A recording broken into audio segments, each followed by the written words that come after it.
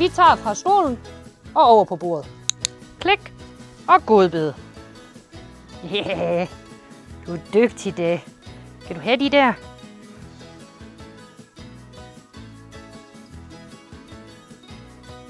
Se om vi kan få hende til.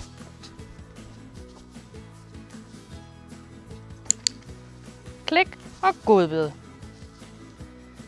Du vil også kunne få symptomer som for højt blodtryk, fordi der sker en karindsnævring.